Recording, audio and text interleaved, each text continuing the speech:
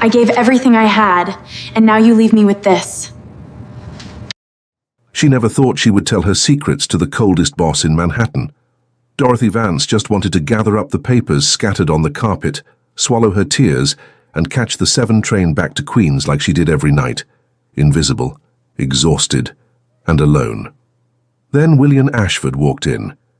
The man who made executives tremble with a single glance didn't yell. He didn't ask why she was on the floor. He simply took off his expensive jacket, sat down across from her, and waited.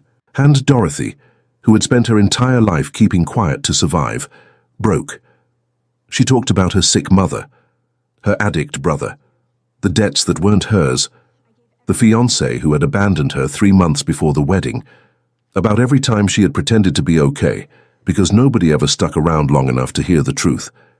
William didn't interrupt her once. When she finished, he simply held out a folded handkerchief and said, too quietly to sound like a promise, "You're not going to fall alone." And when all of Manhattan started whispering the name of the assistant who had softened the man of stone, she still didn't know whether William Ashford had just saved her, or if he had been the first one to figure out exactly how easy she was to break. Hi, I'm Rowan. A special shout out to those of you watching Book 1 for free here on the My Stories platform, completely ad-free and uninterrupted. Chapter 1. The Girl in the Corner. The alarm went off at 4 in the morning, and Dorothy Vance shut it off before the second beep, her hand trained to find the device in the dark without waking the whole house. The tiny apartment in Queens smelled like the previous evening's tea, and the liniment her mother rubbed on her knees before bed.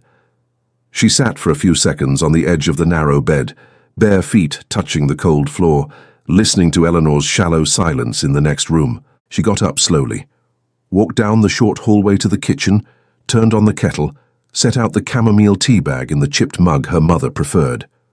While the water heated, she took her own pill, half a painkiller for the migraine that had been hanging around for days, and split the other pill into 2 equal portions, saving one in the plastic case on top of the fridge. Eleanor's medications cost more than the rent, and Dorothy had learned to multiply what she could get by what was missing.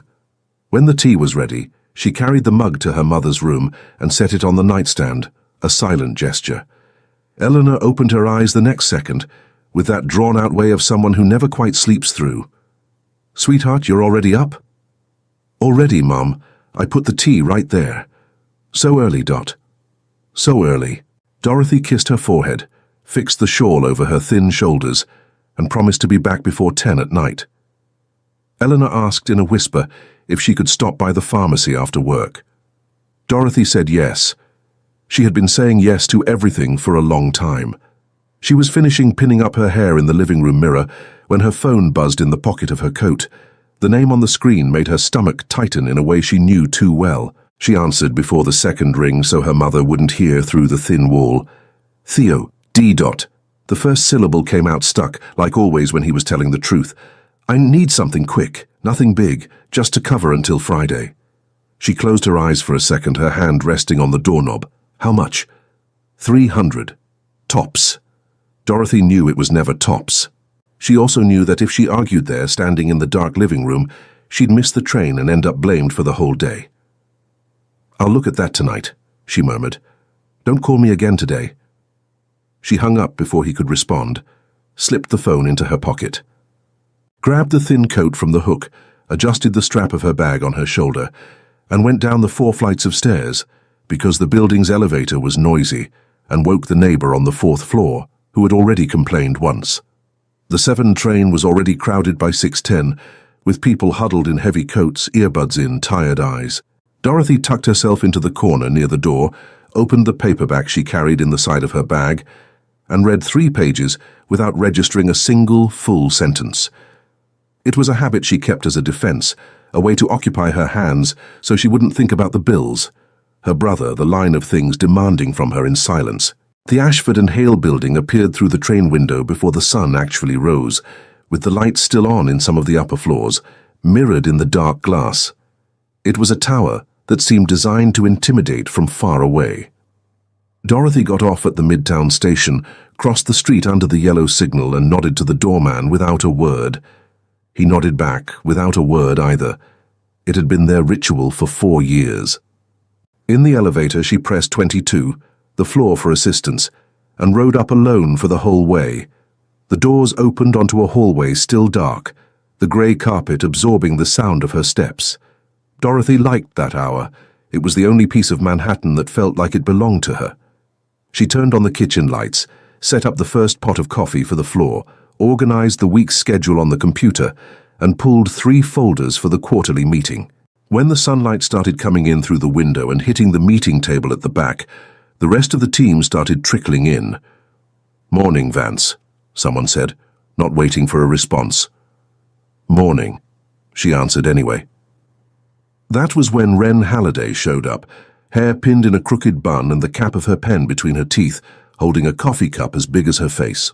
Wren was the IT analyst for the floor, 29 years old, and had the unusual talent of not faking friendliness with anyone, including Cordelia Hale, which gave Dorothy a quiet joy every morning. "You're running in low-power mode again," Wren commented, stopping next to her desk. "You're going to crash before lunch. I always crash before lunch. That's why I'm bringing it up. You have to reboot the system, Dorothy. Sleep, eat, loosen up your neck. Simple stuff." Noted. Wren bit the cap of her pen with that look of someone about to say something else, but the sound of Cordelia Hale's heels coming down the hallway shut down any continuation. Cordelia crossed the floor without greeting anyone. She stopped next to Dorothy's desk, dropped a sealed plastic folder on the keyboard and said without looking at her, "I need this revised and printed by 9:40. Glass conference room, 24. Got it? And don't ask me anything. It's all in there." Cordelia spun on her heels, gardenia perfume left behind, the family ring shining on her finger as she walked away. Wren waited for her to turn the corner before whispering, "That woman has the smile of a badly formatted spreadsheet." Dorothy didn't laugh, but something at the corner of her mouth almost gave. She opened the folder and started to review it.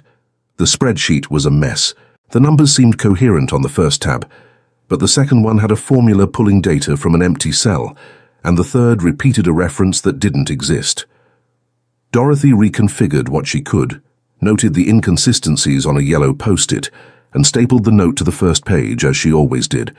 She printed 5 copies, took the 5 to the glass conference room on 24 at 9:38. Somewhere between one copy and the next, she lifted her face and noticed across the floor the shadow behind the closed glass door of the CEO's office. William Ashford was standing, phone to his ear, his back to the hallway. Dorothy had never exchanged 10 words with him in 4 years. To her he was a silhouette, tall in a dark suit, tie always lined up, and a reputation whispered in the break room. The man who fired people for stuttering in a presentation. Dorothy lowered her eyes and headed for the meeting room. At 12:30, after a whole morning of phone calls and printouts, Dorothy walked into the women's restroom with a pack of saltines at the bottom of her bag. She locked herself in the corner stall. Ate 3 crackers standing up, shoulder against the tile wall, listening to the low hum of the fluorescent light. Her phone buzzed in her pocket. Theo again. She didn't answer. She washed her hands, splashed a little cold water on her eyelids, looked at her own reflection in the mirror, 26 years old, dark circles from sleeping poorly for months, her mouth pressed tight like a lock.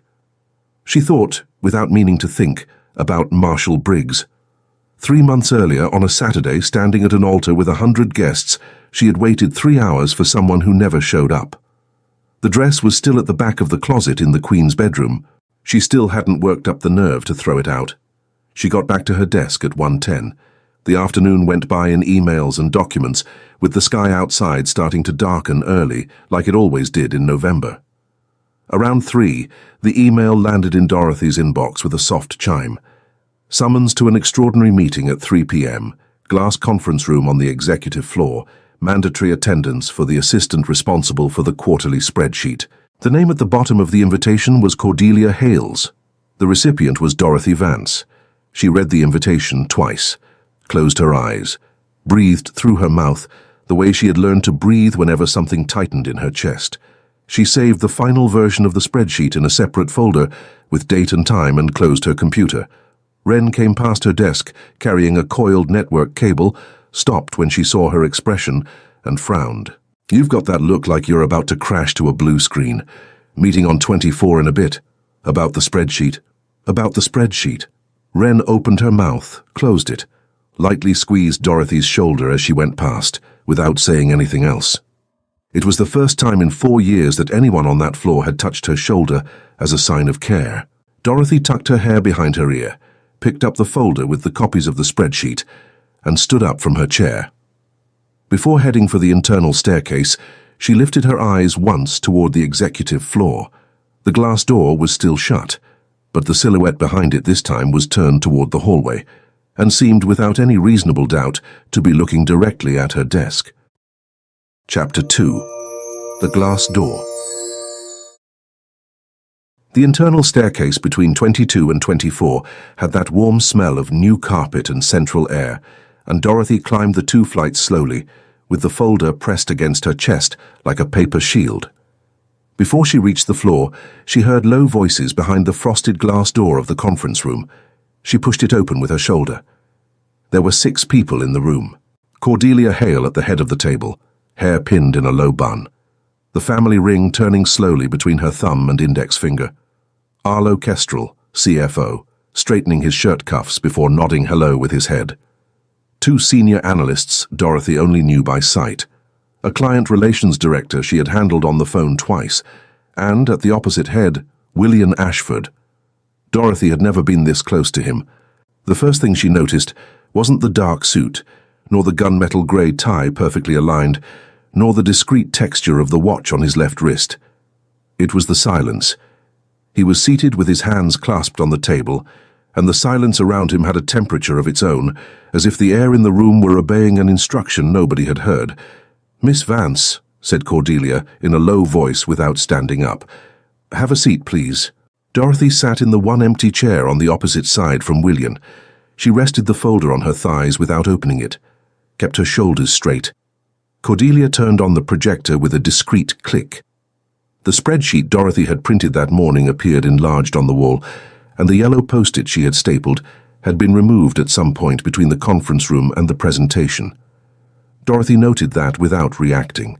"This is the consolidated quarterly spreadsheet," Cordelia began, in that low voice that never had to be raised to be heard. "It was delivered to the Halverson client last Friday. The client got back to us yesterday evening with a formal complaint. The numbers on the second tab are inconsistent. The formula pulls from an empty cell. The projected result is inflated by 13%. The 2 analysts dropped their eyes to the table. Arlo Kestrel looked at Dorothy, then at the wall, then at William. "This triggered a portfolio review request," Cordelia continued, "and a very unpleasant conversation with the family." She turned her face for the first time, and her gaze landed squarely on Dorothy's. "The spreadsheet was under your responsibility, Miss Vance." Dorothy waited half a second, then she answered, with the voice she had trained for the hallways of that floor, low, polite, no challenge. "The spreadsheet was handed to me this morning, with a request to review and print it for 9:40. I marked the inconsistencies on a yellow post-it on the first page and delivered the copies in the conference room before the deadline." "There was no post-it of any kind when I picked up the copies," said Cordelia without blinking. "There was." "Miss Vance." Cordelia tilted her chin a millimeter. "We're dealing with a serious problem here. Let's not turn this into a discussion about little yellow papers." Dorothy felt heat climb up her neck, but kept her hands steady on the folder. She glanced at Arlo. He looked away. She looked at the 2 analysts. They looked away. She looked at the client relations director. He was checking his watch. Finally, she looked at William. He was looking back at her, not with judgment, not with sympathy, just with that unblinking attention, as if he were writing down somewhere invisible every detail of the scene. "The original spreadsheet is saved on the server with date and time," said Dorothy in a lower voice. "I can pull it up in 3 minutes." "Not necessary," Cordelia answered. "What is necessary, Miss Vance, is that you understand the scale of what happened, and that the next folder you receive be handled with more care." There was a short silence. Dorothy waited for William to say something. He didn't. He just kept looking, hands still clasped on the table, and after a moment too long, he lowered his chin a millimeter, a gesture that could have been everything or nothing. "You may go," Cordelia said. Dorothy stood up, pressed the folder against her chest. She walked out through the frosted glass door without looking back, without hurrying, without letting the heel of her shoe make any extra noise in the hallway. She walked to the stairs, went down both flights without stopping, crossed all of 22 to her desk, sat down, opened the computer, and typed her password wrong twice before getting it right. She pulled the original version of the spreadsheet off the server, with the timestamp record, and saved it in a protected folder, with her own name in the file title. She also saved Cordelia's email from 8:30 that morning, with the plastic folder attached. She wasn't sure that would be of any use. She was sure it needed to exist. Wren appeared next to her desk when she was finishing up. As bad as it sounds? Worse. Come with me. They went down together to the lobby cafe on the ground floor. The place was an illuminated rectangle with a marble counter and high stools facing the street, and at that hour of the afternoon there were more executives than seats.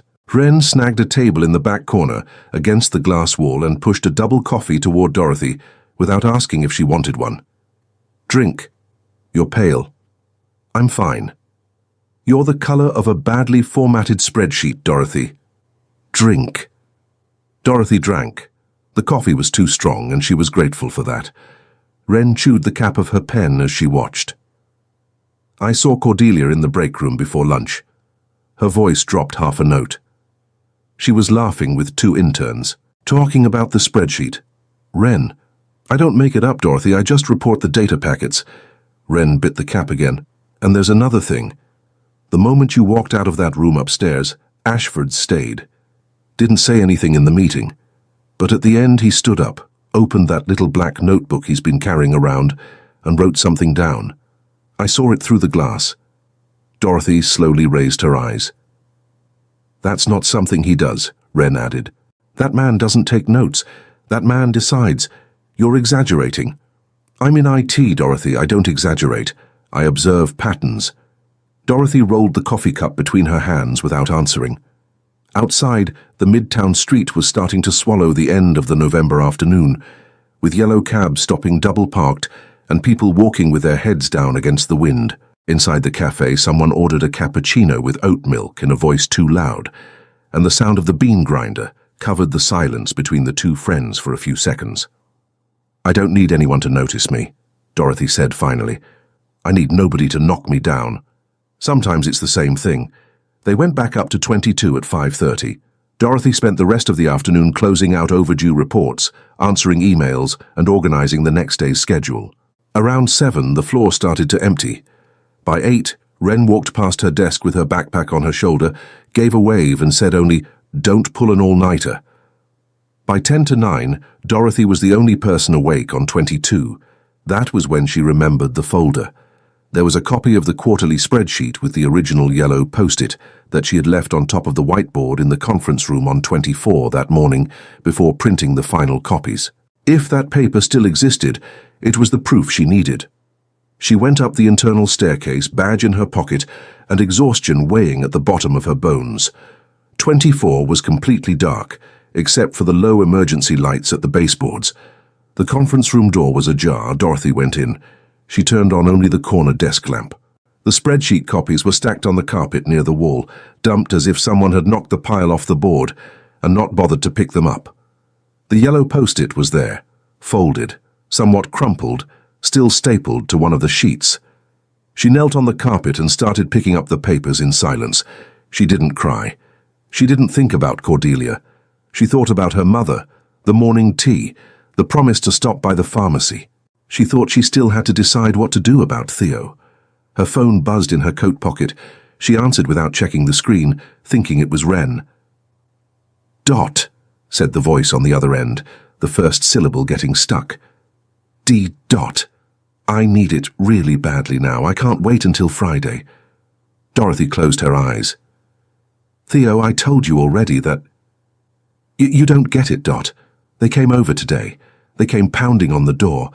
I swore I'd pay tomorrow." "Who came pounding on the door?" "It doesn't matter. What matters is I need 1,000 by tomorrow morning."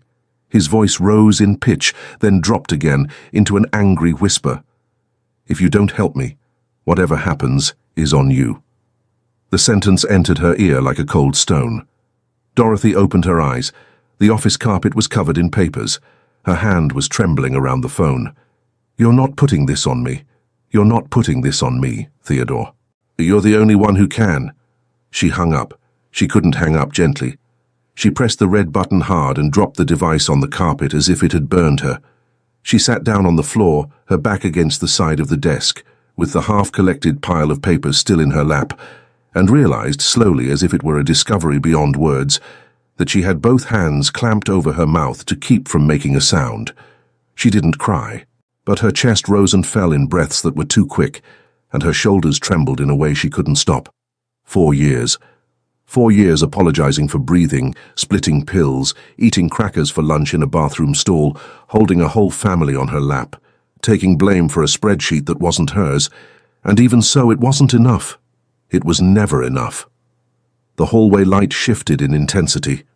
It was very subtle, a shadow passing over the glass of the main door to the executive floor, way at the back, on the other side of the dark hallway. Dorothy didn't look up. She figured it was the night security guard. The footsteps came slowly, leather shoes over carpet, unhurried, unhesitating, with that heavy, exact rhythm of someone who knows exactly where they're going. They stopped at the door of the conference room. They stopped right in front of her. Dorothy kept staring at the papers in her lap, hands still half over her mouth, heart beating somewhere behind her teeth. The polished black shoes entered her field of vision, 3 steps from the carpet where she was sitting, and stayed there, motionless, waiting. She didn't need to lift her face to know who it was. Chapter 3. The office floor. The footsteps stopped 3 paces from her. Dorothy didn't raise her head immediately. She kept her hand over her mouth, knee bent on the grey carpet, 3 crumpled sheets between the fingers of her other hand, her phone gone dark beside her ankle. She recognized the shoe by the sound before she recognized it by shape. Heavy leather, firm sole, the kind of footfall that didn't ask permission. When she finally raised her eyes, she found William Ashford standing against the cold light of the hallway, tie still aligned and jacket still buttoned, watching her the way someone watches an open window in winter. He didn't say a word. He didn't ask what she was doing there at 9:30 at night. He didn't hold out a hand to help her up. Instead, he did the most disconcerting thing she could imagine. He took off his jacket with slow gestures, folded it once, laid it on the back of the nearby armchair, and sat down. Not on the armchair. On the floor. He leaned his back against the side of the desk, stretched his legs with the care of someone deciding to stay, and rested one arm on his bent knee. The white shirt was an excess of brightness against the dark carpet. Dorothy opened her mouth, closed it, opened it again. No word would fit. The crumpled sheets settled on her lap like small, tired animals. She tried to remember the last time anyone had sat lower than she was in a room, maybe in childhood when her father was still alive and would kneel on the living room rug to teach her the alphabet. That man wasn't her father. He was the man who signed her paycheck and who fired directors for stuttering, and he was on the floor. "I'll pick up the papers," she tried, in a voice lower than she had thought she could produce at that moment. "I just need 1 more minute, Mr. Ashford. Then I'll leave." He didn't answer. He just looked at her with that quiet that seemed to be waiting for the air to come back. Dorothy understood a little late that he wasn't there to authorize her leaving. He was just there. The realization had something absurd about it. She ran her fingers across her forehead, felt the heat that had risen to the roots of her hair, and looked down at her own lap. "It was Theo," she said, before deciding to say it. "My brother. He calls like this. He always calls like this." William tilted his head 1/2 centimeter. Just that. It was enough. "He's 23, she continued, and the sentence came out without the apology that usually preceded it. "He gambles everything. Paycheck, birthday present, friend's bail. He calls me when the lender presses. I pay, I always pay. Today he said that if 1,000 doesn't show up by morning, She swallowed. He said, someone's going to show up at my mother's door. She waited for a nod, a question, anything that would open the door for her to stop talking. None of it came. William breathed once, slowly, and kept looking. His eyes were dark, fixed but not hard. Dorothy took an extra second to understand that he wasn't evaluating her. He was listening. My mother's name is Eleanor, she said, not knowing why she needed to name her. She has fibromyalgia. She was a teacher for 30 years. She was good. She liked what she did. Now she sleeps 3 hours a night. Asks for tea when she's anxious. She's anxious almost all the time. The medications cost more than the rent. I split the pill into 3 when the month runs short. She thinks I don't split it. I do. She heard her own voice scrape. She blames me for Marshall. Not out loud. In silence. In the way she serves dinner. I know the difference. William blinked once. It was a contained movement, almost imperceptible, and Dorothy noticed that she was already paying attention to every gesture he made, as if every gesture were a sentence. Marshall disappeared 3 months ago. She pinched the edge of the crumpled sheet between her fingers. Dress ready, 100 guests, the priest dressed, my mother in the front row. I stood there 3 hours. Nobody could tell me where he was. I found out later from Instagram he was in Miami. With the receptionist from his company. I returned every gift one by one. Sent an apology text to every guest.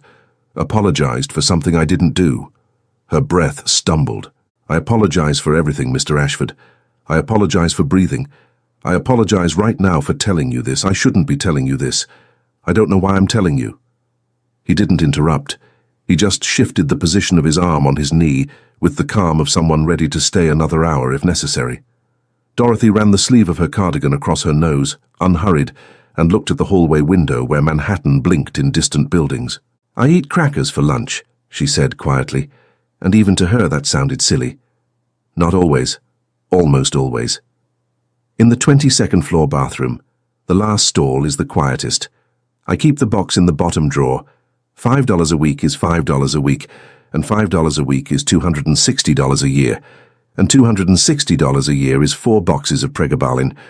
I know how to do the math. I know how to count. She laid her hands on the sheets in her lap. I know spreadsheets inside and out. Today's spreadsheet wasn't mine.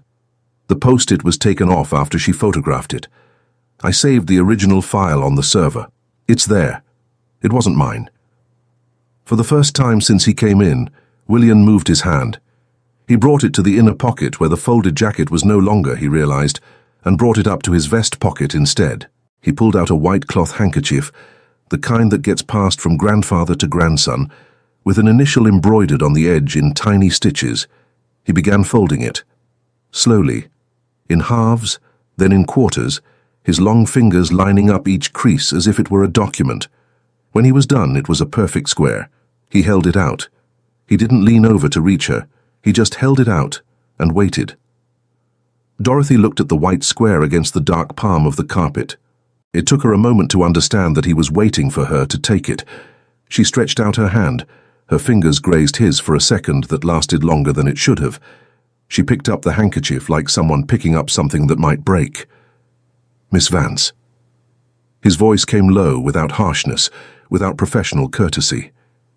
It was just a voice. Look at me. She looked. It was harder than she had imagined. You're not going to fall alone. 5 words. 5.5 if you counted the breath between fall and alone. Dorothy felt the fabric of the handkerchief between her fingers, as though it weighed stone. She tried to thank him. She couldn't. He noticed, and was kind enough to pretend he didn't notice. William stood up. It wasn't a graceful movement. It was the movement of a tall man folding his spine in a tight space, with his hand on the side of the desk to push himself up. He took the jacket from the back of the armchair, put it on without smoothing the lapels, and looked at her one last time. Pick those sheets up tomorrow, he said. Not today. He left.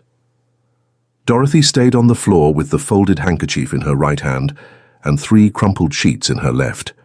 She heard his footsteps go down the hallway to the elevator, heard the soft chime of the steel door closing, and only then realized she had forgotten to breathe in the past few minutes. She brought her lungs back to normal carefully. She looked at the handkerchief. It was heavy. It had a discreet smell of cedar and something cleaner, maybe expensive shaving soap. The initial embroidered was a simple W, unornamented. When she finally stood up, her legs protested. She gathered the papers with automatic gestures, left them stacked on the side table, smoothed her skirt. The office was the same as ever. Cold light, grey carpet, dark glass. But something in that air had shifted from its place, and she wouldn't know how to explain it to Wren the next day without sounding foolish. She rode the elevator down with the handkerchief tucked inside the inner pocket of her bag, between her wallet and her mother's pillbox. When the elevator doors opened on the ground floor, she stopped. Leaning against the night reception counter was Phelan Doyle, the boss's personal lawyer. Fountain pen clipped to his vest pocket, beige coat buttoned, Irish accent clear even in the short greeting. "Miss Vance." He inclined his head. "The boss asked me to take you home.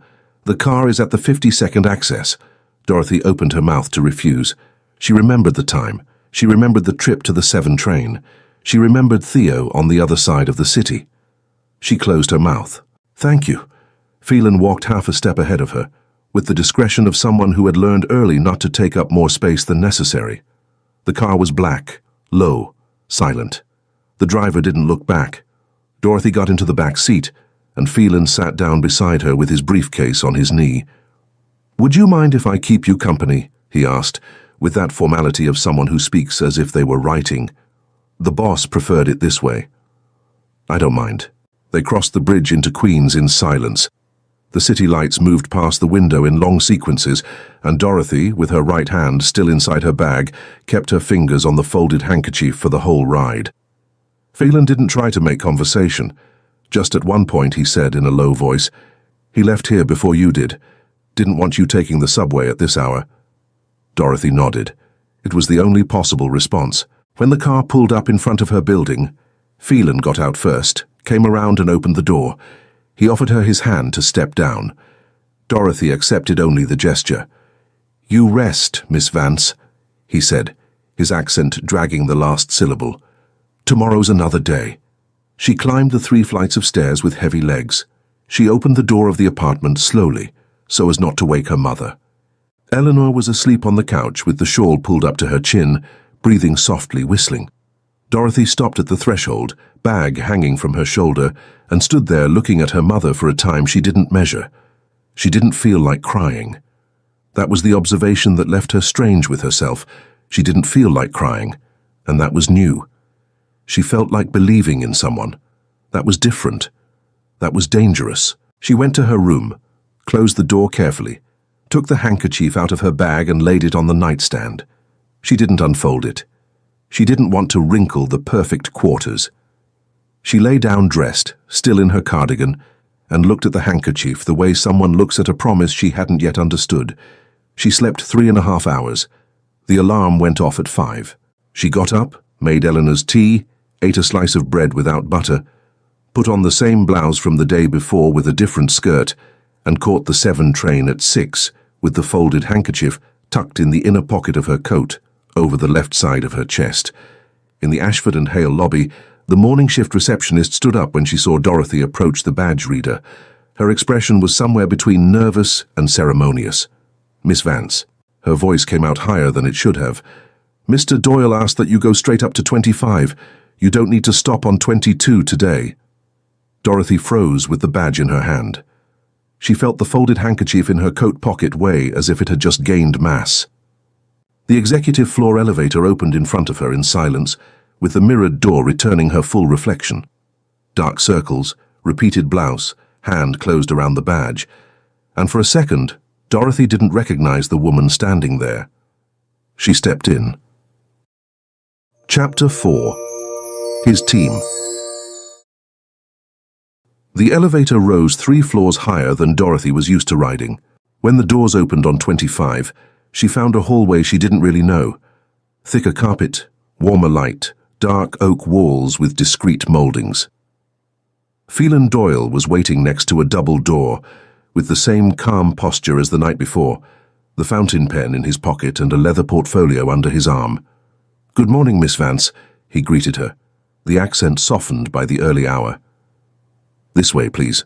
The double door opened into an antechamber that served as a buffer between the rest of the floor and William's office. It had 2 work desks, a low couch, and a built-in bookshelf with leather-bound books. On top of the desk, closest to the door, was a brushed metal nameplate on which Dorothy read in narrow letters, D. Vance. She read it twice. The second reading didn't change anything. "Mr. Doyle, "The boss left an envelope for you," he interrupted, with the courtesy of someone who had already anticipated the unfinished sentence. "It's on the desk. I suggest you read it before any questions. I'll be back in 20 minutes with coffee." He left. Dorothy stood in the middle of the antechamber, bag still hanging from her shoulder, looking at the nameplate like it was a bad joke. She sat down in the desk chair. The envelope was white, no letterhead, sealed with a drop of dark wax. Dorothy opened it the way someone handles something that might explode. It was a short letter, typed in a clean font, signed by hand. Official transfer to the CEO's personal team, starting that morning. Salary doubled. Health plan extended to direct dependents. Dorothy reread the expression direct dependents twice, and a retroactive adjustment of 4 years of unpaid bonus calculated by the finance department overnight. There was an italicized line at the end of the letter, unsigned. "You may decline. If you decline, the transfer out of Cordelia Hale's supervision stands." W.A. Dorothy laid the letter on the desk. She brought her hands to her face unhurriedly, leaned her forehead on her fingertips and breathed. It wasn't gratitude, it wasn't exactly relief. It was something more embarrassing, the feeling that she had been seen in a way she hadn't authorized, and that this seeing had hands long enough to dig into 4 years of overdue bonus before breakfast. When Phelan came back, he was carrying 2 cups. His, black, hers, no sugar, with a splash of cold milk. Dorothy lifted her eyes from the letter with a question stuck between her teeth. "The boss asked," said Phelan, before she could speak. "No sugar. Splash of cold milk. I just executed. How does he know?" "I don't ask, Miss Vance." She accepted the cup. The coffee was at the exact right temperature. The interior door opened without warning. William appeared at the threshold in a dark blue suit, silk tie closed to the knot. The same calm posture as the night before, but with a small difference Dorothy registered without knowing how to catalogue it. He stopped half a step before normal, as if he wanted to confirm she was really there before moving forward. "Miss Vance?" "Mr. Ashford." He lowered his chin a millimeter. That was his greeting. "Phelan will explain the routine. I'll be back at 11 for a meeting with the 2 of you." And he went back into the office. The door closed with the sound of heavy wood. Dorothy let out the air she had been holding without realizing. "He isn't like this with everyone, Miss Vance," Phelan commented, without lifting his eyes from the file he had opened. "I just thought you'd want to know." The days passed the way days that change everything pass without making noise. November 11th, 13th, 15th. Whole mornings reviewing contracts side by side at the round table in the interior room, with the sun coming in at an angle through the windows of 25. William read in silence. Dorothy commented in the margins with a pencil. He accepted her observations without arguing 3 times out of 5. The other 2, he just marked a small dash next to the paragraph and said, "Come back to this later." Dorothy came back. She got it right. He didn't celebrate the success. He just moved on. The coffee made the way she liked it appeared every day in the white porcelain cup on the antechamber desk before Dorothy even got in. She never saw him make it. It was just there. On the 4th morning, she stopped in the middle of the antechamber looking at the cup and noticed she was smiling. She caught the smile off her lips with her hand and tucked it away. Wren started showing up on the executive floor with worrying frequency. She brought her laptop under her arm, said she was coming to update the floor's network, and shoved half a chocolate bar onto Dorothy's desk. She talked quietly, with the cap of her pen between her teeth. "High power mode, finally," she whispered on Friday, eyes wide, looking toward William's closed door. "Did you process the latest update?" "Wren. I'm just asking if the system is stable." "Wren. Okay. Her friend took a sip of Dorothy's coffee and made a face. "How do you drink this? Tastes like rainwater." "It's how I like it." Noted. Compatibility confirmed with the user from the floor upstairs. Dorothy almost choked. Wren bolted out before she could respond, with the laptop under her arm and the chocolate bar half-eaten. Through the glass of the interior door, Dorothy saw, without meaning to, that William had looked up from the contract and was watching Wren leave with a hint of amusement that didn't quite turn into a smile, but came close. Cordelia Hale showed up at the antechamber on the second day. Gardenia perfume arriving before her silhouette, family ring already in motion on her finger. "Dorothy." The low voice didn't hide the effort to sound casual. "I heard about the reorganization. What a pleasant surprise. Is the boss available?" "I have Mr. Ashford's schedule booked until 5, Dorothy answered, without raising her tone, without apologizing for the information. "I can note the subject and get back to you with a time." "Make a note as urgent." "Without a defined subject, unfortunately, I can't classify it as urgent, Miss Hale. CEO's office policy." Cordelia had no response to a sentence she herself used to use. She stepped back half a pace, smiled without joy, and left. Dorothy didn't allow her face to change expression until the door closed. November 13th, LaGuardia Private Airport, at 7:40 p.m. The jet was smaller inside than she had imagined, and quieter. William sat across from her on the other side of a low table and read for the whole hour of flight a report she had drafted 3 days before on the redistribution of family portfolios. He made no comments during the reading. When they landed in Boston with the seatbelt still buckled, he closed the file, looked at her and said, in exactly the same tone as that night in the office, "You write better than 3 of the people who work for me. Any reason you hadn't said that before?" Dorothy opened her mouth, closed it, adjusted. Nobody asked. He nodded once, got off first. Dorothy went down the jet stairs with her legs still remembering the flight. The boutique hotel in Boston had adjoining rooms. A locked interior door on each side separated the 2 suites. Dorothy spent a night knowing, in an uncomfortably concrete way, that on the other side of that door, William was reading, sleeping, walking barefoot over the wood of the room. She didn't knock. He didn't knock. On the morning of the return, she found his coat folded on her armchair, with a note clipped to the pocket. The air outside dropped 5 degrees. "Wear this." She wore it. The coat dragged on the floor. It smelled like cedar. November 15th. Restaurant in Tribeca. Dinner with a client who talked slowly and laughed loudly. Dorothy took the chair next to William without having been formally introduced. The client understood from the gestures and treated her with the same courtesy he gave her boss. Between the second and third courses, Cordelia walked in. She had not been invited. Dorothy knew that from the way Phelan, seated 3 chairs down, lifted his chin a millimeter more than usual. "William, dear." Cordelia kissed the air near his cheek, with one hand resting on the shoulder of his jacket. "I was nearby, thought I should drop in to greet Mr. Whitcomb." She turned to Dorothy with a gardenia smile shaped like a mouth. "Dorothy, what a lovely dress. It looks so familiar." "It's my mother's," Dorothy answered, without hesitating. "She likes it." The silence that followed had texture. Short, exact, and costly for Cordelia. Mr. Whitcomb smiled behind his napkin. William, next to Dorothy, didn't speak. He just stretched his hand under the table without theatre and rested it for 2 seconds on her knee before returning it to his wine glass. Dorothy felt the heat of that touch pass through the fabric like a brief current. She didn't look at him. He didn't look at her. Cordelia left before coffee.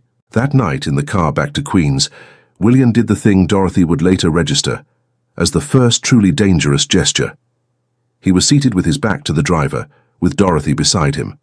When the car pulled up at the corner of her building, he leaned forward, elbow on his knee, and said, without looking at the rearview mirror, "Phelan, track the brother." The voice was the same low voice as always. Phelan, in the front seat, only answered, "Yes, boss." Dorothy froze with the door handle in her hand. She considered asking why. She considered asking him not to do it, that it was her business, that she did not have permission to accept yet another gesture without understanding the size of the gesture. She swallowed the 3 questions carefully. William turned to her. He didn't touch. He just lowered his chin that millimeter of his greeting. "Good night, Miss Vance." "Good night, Mr. Ashford." She got out. She climbed the stairs with his coat still on her shoulders. She had forgotten to give it back at the airport, forgotten to give it back at the restaurant, would forget to give it back, she realized, for far longer than she should. Eleanor was asleep on the couch with the shawl pulled up. Dorothy closed the apartment door carefully, leaned her forehead against the wood, and stood there for a long moment. His coat still smelled like cedar. The folded handkerchief was still tucked inside her bag, between her wallet and her mother's pillbox. In the kitchen, she stood for a while in front of the table, with his coat still on her shoulders. She heard Eleanor's breathing down the hallway. Out on the street, someone laughed loud. A car drove by. The 7 train hissed in the distance. Dorothy closed her eyes and thought, without meaning to think, that the next morning she'd have to walk into William's office, shut the door behind her, and do something she still didn't know how to begin. Chapter 5. Brooklyn in the Rain. The rain started at 5 p.m. on Friday, thin at first, then thick enough to darken the windows of 25 before the hour. Dorothy closed the contracts folder on the side desk and lifted her eyes to the glass door. William was on the phone, jacket already on, tie adjusted with his free hand. When he hung up, he crossed the antechamber unhurried and stopped half a meter from her chair. "Brooklyn," he said low. "Documents for a signature. Phelan has another commitment. Come with me." Dorothy nodded, got up, took the thin coat she had hung behind the door. In the elevator, she watched the way he held the briefcase, by the handle, with calm firmness, without squeezing. The black car was waiting at the employee entrance, and Manhattan was already blurring in the rain when they entered through the service alley to avoid the wind that cut along the main sidewalk. They crossed the bridge to the constant sound of water hitting the roof. Dorothy looked outside, at the orange lights breaking against the fogged glass, and tried not to think about how long it had been since she had crossed the Brooklyn Bridge in a car, and not in a packed 7-train car. William beside her was reading something on his phone. The screen lit the line of his jaw from below and went dark again, like a small beacon. "The meeting is quick," he commented without lifting his eyes. 20 minutes. You wait in the lobby." "I can go up." "No need." He put the device in his inner pocket. "You've worked enough today." Dorothy almost answered that she had worked the same as he had, but she swallowed the sentence midway. Instead, she observed that he had memorized at some point in the last 2 weeks the hour at which she started blinking more slowly. The commercial building in Brooklyn was old, with high ceilings and stained marble, the kind of place that had been important in another decade. The doorman recognized William with a wave and opened the inner entrance without asking for a badge. Dorothy stayed in the lobby, in the armchair by the window with the copies folder in her lap and the heavy rain coming down outside. She took out her phone, checked 2 messages from her mother, one about the tea, another about a back pain, and answered both calmly. When she lifted her eyes, he was there. Marshall. Leaning against the marble column 3 steps from the revolving door, with that corner-of-the-mouth smile she had last seen 3 months earlier, at an empty altar. Blue shirt wet at the shoulders, coat over his arm, hair messed up by the rain, smell of mint over cigarette advancing ahead of him. "Hi, Dot." The folder in Dorothy's lap suddenly grew heavy. She felt her stomach drop 2 floors and her breath catch somewhere between her sternum and her throat. She didn't get up, she didn't answer right away. "I figured you'd be coming by today," he continued, taking a step. "Coincidence, right? I came in to sort out a policy, saw your car, couldn't believe it." His voice had the same paternal cadence as always, as if she were still a 22-year-old girl in need of explanation about bills. Dorothy stood up slowly, clutching the folder to her chest as if it were a cardboard shield. Her legs worked, but just, "Marshall, you look different. I'm working." "I saw that." Another step. "I heard you'd be here today. Don't ask me how.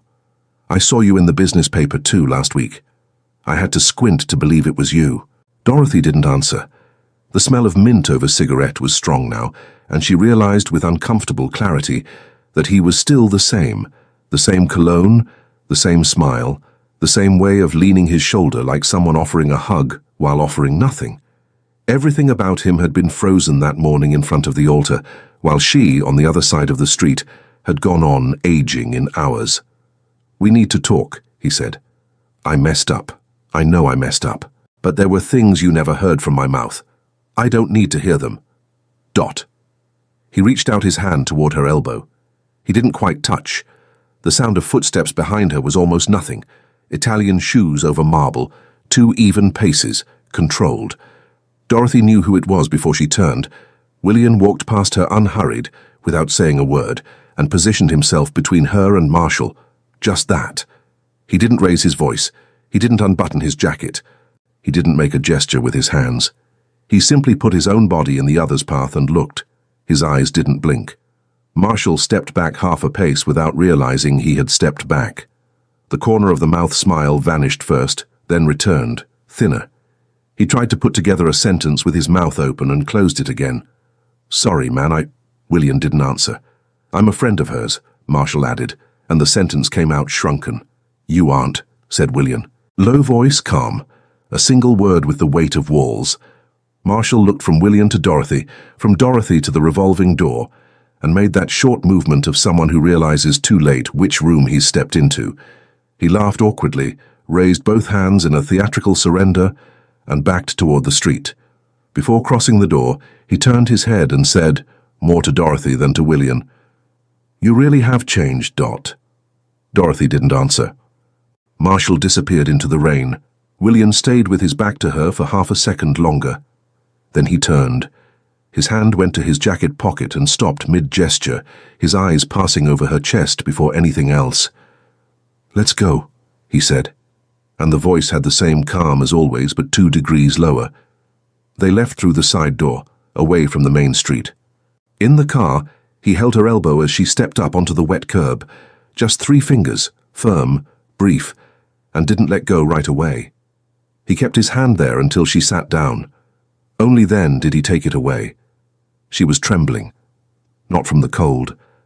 They crossed the bridge back to Manhattan in silence, the wiper of the windshield keeping a patient beat, and Dorothy realized, at some point between one light and the next, that she was trembling with rage and not with fear.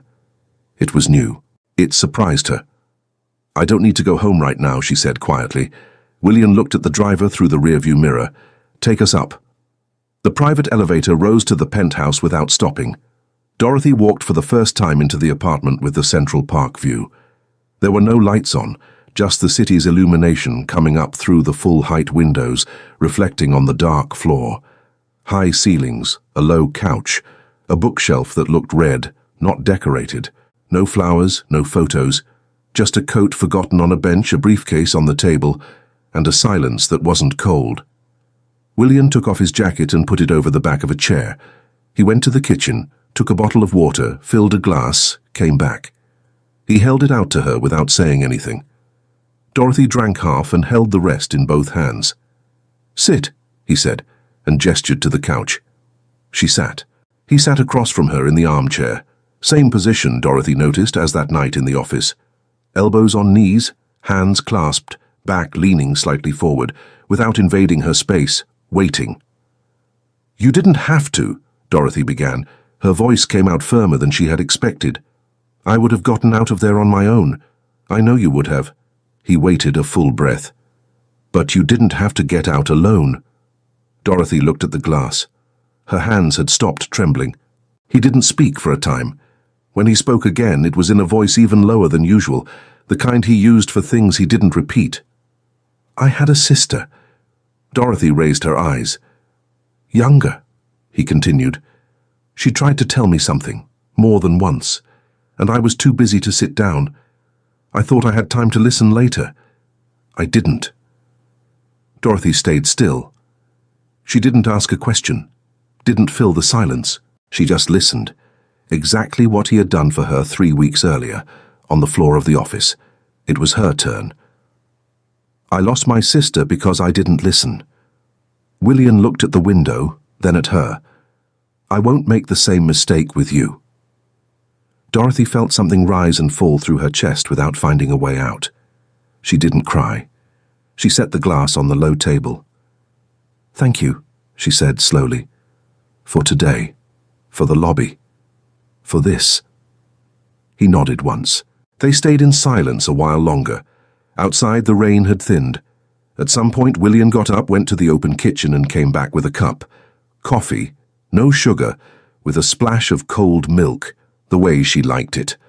Dorothy accepted it with both hands and almost smiled for the first time that night. "You always get it right," she commented. "I observe," he answered, sitting down again. Without irony, without flirtation, just the record of a fact. Dorothy leaned her head against the back of the couch. He pulled a blanket from the end of the upholstery and stretched it over her legs.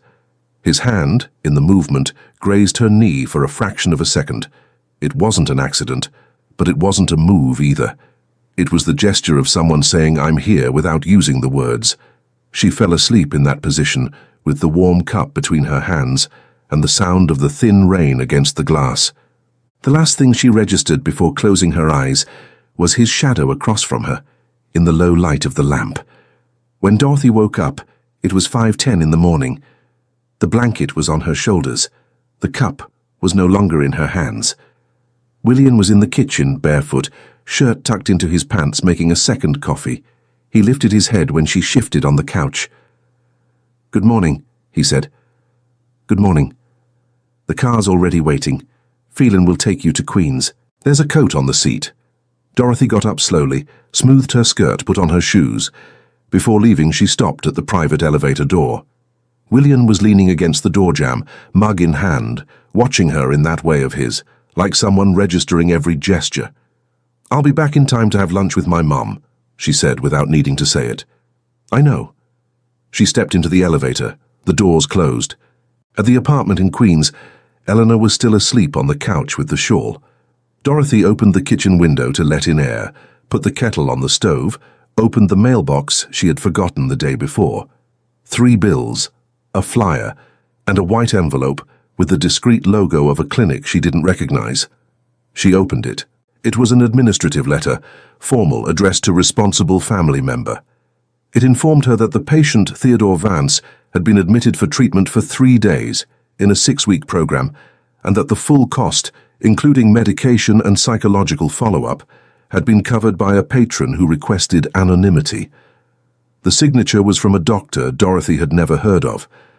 The clinic's address was in the upstate region. Dorothy read the letter 3 times. Sat down in the kitchen chair. She felt something strange, not exactly anger, not exactly relief, a short name between the two, something like the feeling of being cared for without having asked. She looked at the kettle starting to whistle and realized she still had the folded handkerchief in the inner pocket of her blouse. She took it out, folded it again, put it in the drawer of the table. She didn't cry, but it took her a good while to turn the burner off. In the afternoon, she went back to the office. She walked onto the executive floor without greeting anyone. Phelan lifted his eyes from his desk, registered her stride, and didn't interrupt. Dorothy opened the door of William's office without knocking. He was standing by the window, phone to his ear. He ended the call without saying goodbye when he saw her. "You shouldn't have done that without consulting me," she said. Her voice tried to be firm and almost managed. William put the phone on the desk. He took 3 steps toward her and stopped half a meter away. "I know." "Why did you?" "Because you wouldn't have let me." Dorothy opened her mouth, closed it. It was exactly what she would have done. "It wasn't charity," he continued, low. "It was because of what you told me on the floor of that office." She tried to find the right sentence, didn't find one. Instead, she felt her breath rise and fall in her chest one time. William stepped closer 1 more pace. He raised his hand slowly and rested 2 fingers on her temple. Light, no pressure, like someone checking whether a fracture is internal. Dorothy closed her eyes for half a second. "You're not going to fall alone," he said. "Say it back." Dorothy opened her eyes. "I'm not going to fall alone." He nodded once, took his hand away, stepped back. He went back to being CEO.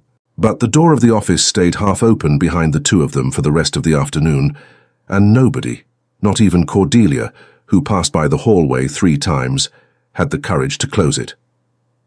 When Dorothy left the office at the end of the day, she found on her desk a small envelope with a single card inside, handwritten in his slanted script, "Benefit Gala, the Plaza, Saturday the 30th. Ren is already taking care of the dress. You don't have to decide right now." Dorothy read it twice.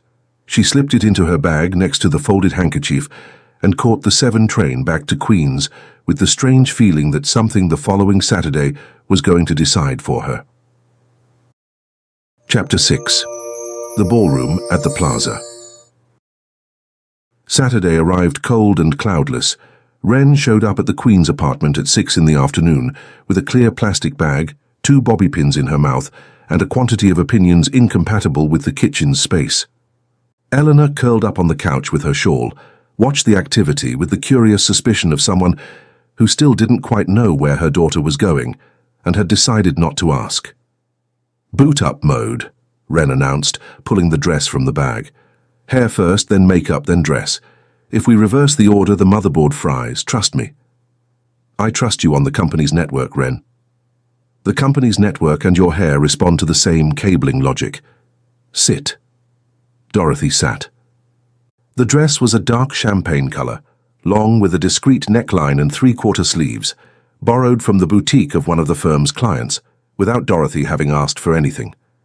The black shoes were Wren's own, half a size too tight, a problem that would be solved by adrenaline, according to her. Eleanor from the couch drew out her vowels. "You look beautiful, sweetheart. Don't get used to it." Dorothy almost laughed. Wren bit the cap of the pen she had brought out of reflex and answered without turning. "Mrs. Eleanor, she's going to get used to it. It's the new factory setting." The black car arrived at 7:30. Dorothy kissed her mother's forehead, promised not to get home too late, and went down the stairs with the hem of the dress in her hand and her heart beating in a place in her chest she hadn't used in years.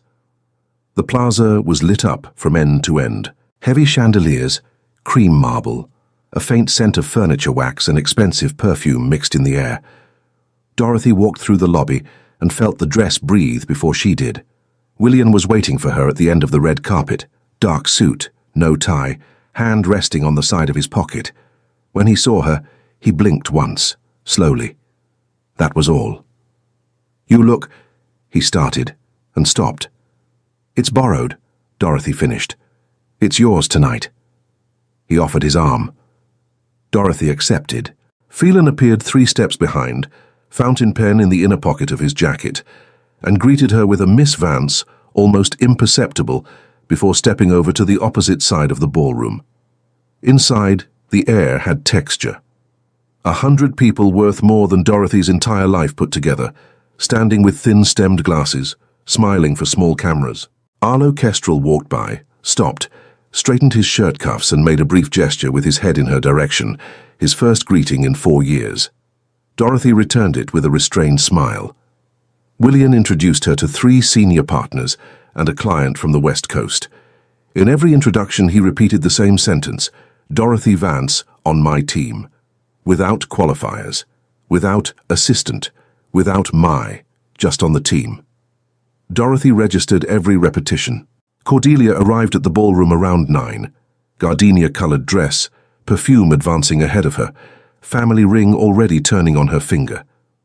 She approached Dorothy in a group carefully chosen, 3 executives, a director, 2 half-empty glasses.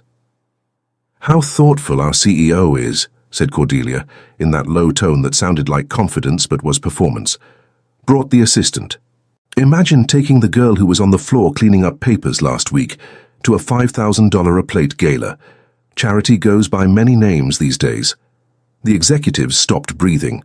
The director lowered her glass half a centimeter. Dorothy felt her stomach close, and in the same second she felt her own chin firm up without effort, as if someone had set it in the right place while she wasn't paying attention. Her voice came out calm, calmer than Dorothy expected. "Cordelia, I was on the floor picking up papers that fell off the whiteboard after a meeting in which you presented an error as mine." Short pause, no tremor. "I put up with it because I had to. Today I'm here because I was invited. If you think that's charity, it might be useful to revisit what you understand by dignity." The silence that formed there had texture. Cordelia opened her mouth, closed it, opened it again. The ring turned 3 times in a row on her finger.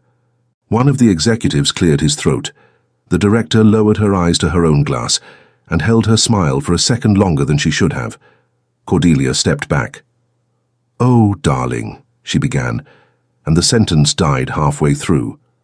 She left the group toward the bar. Dorothy didn't see her leave. What she did see was the shadow of the gardenia-colored dress crossing the ballroom and disappearing. Later, she would realize it was the last time she would see Cordelia standing in a ballroom of hers. On the other side of the dance floor, William had heard. Dorothy knew because he was already in motion. He crossed the entire ballroom unhurried, without swerving, halting the greeting gesture of two people with only a half nod. When he got to her, he raised her hand in his and kissed the back of it. Slowly, without theatre, the way you do it when you've decided on something far too long ago. "This is Dorothy Vance," he said in a low voice, but loud enough for the nearest ring of people to hear. "Anyone with something to say about her, say it looking at me." Nobody said anything. He pulled her by the hand, without letting go, toward the balcony. The glass doors opened onto a clear night, no rain, with Manhattan lit up on the other side of the park. The cold hit her arms, and William, without asking, took off his jacket and put it on her shoulders. Dorothy pulled the lapel with both hands. They were silent for a time. "I've been watching you for longer than you know," he said, without turning his head. "Since when?" "Since the first week you started at the firm. You walked past my hallway with a stack of folders and almost knocked over a coffee from the break room. You apologized 3 times to the coffee." Pause. I had never seen anyone apologize to a coffee. Dorothy laughed once, quietly, in her chest. It surprised her. "I don't remember that." "I remember." Then he turned. His eyes had the same quietness as always, but something in them was open in a way Dorothy had not seen before. "You didn't fit the place where you were." His voice was low. "It took me a while to understand. Why? I didn't want to get it wrong again." He looked out at the city, then at her. "With you, no." Dorothy felt something rise up through her chest. "And now? Now I think I've waited long enough." He leaned in, slowly, giving her time. It wasn't a long kiss. It was a kiss that asked before declaring. His hand came up to the nape of her neck, light, and the other rested at her waist over the jacket. Dorothy closed her eyes. She felt the cold on her arms, the smell of his collar, the edge of the balcony at her back. When he pulled away, it was by only half a centimeter. "Okay?" he asked. "Okay." He kissed her again, this time without asking. They went back into the ballroom afterward. They crossed it together, her hand in his, and Dorothy noticed, without surprise, that half the ballroom registered it, and the other half pretended not to register it. Arlo Kestrel, standing near the central table, straightened his cuffs before giving a discreet nod. Phelan, from the other end, lifted his head 1/2 a millimeter more than protocol required. "Shall we?" William asked at her ear. "Yes." The black car was waiting for them. Phelan stayed at the plaza. They drove across the city along the park sidewalk, and Dorothy watched the trees go past the window with the unreal feeling of being inside a life that wasn't exactly hers, but was starting to be. In the private elevator, he didn't turn on the overhead light. They rode up almost in the dark, with Dorothy's back against the mirrored wall and his hand open at the small of her back. They didn't kiss in the elevator. They didn't need to. They went into the apartment. William shut the door with the key and stopped in the foyer, turned toward her. He didn't step forward. He just held out his hand. Dorothy looked at the extended hand. She looked at his face, and she realized, with a quiet clarity she had not felt even once in her life, that it was a whole question, and that she could answer no. And that precisely because of that, she wanted to answer yes. She took his hand. They walked down the hallway. His jacket fell on the back of a chair at some point. Dorothy's shoes ended up near the door. At the bedroom doorway, he stopped again, turned toward her, raised his hand, and rested 2 fingers on her temple, the way he had done that afternoon of the confrontation in the office.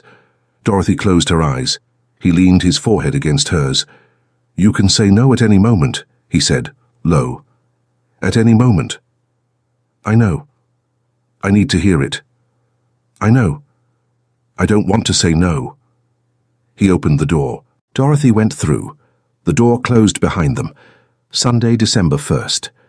The cold winter light that had arrived came in through the bedroom window without asking permission and drew the foot of the bed in a pale grey band. Dorothy opened her eyes slowly. She heard the low sound of a spoon against ceramic coming from the kitchen. She sat up. She put on his shirt, too big, that was folded on the corner chair, and walked barefoot down the hallway. He was in the open kitchen, barefoot too, in the pajama pants from the day before, hair ruffled for the first time since Dorothy had known him. He was making coffee. No sugar, with a splash of cold milk. The way she liked it.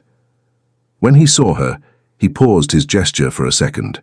He looked at her like someone who still couldn't entirely believe she was there, in the frame of his bedroom, with the city in the background. He held the cup out. "Good morning." "Good morning." Dorothy took the cup with both hands. She walked 3 steps and rested her forehead on his chest. He laid his chin on the top of her head. They stayed like that for a while, not saying anything, listening to the low rumble of traffic rising up from the park, 20-some floors below. She sighed. It was a small sigh, nameless, with nothing theatrical about it.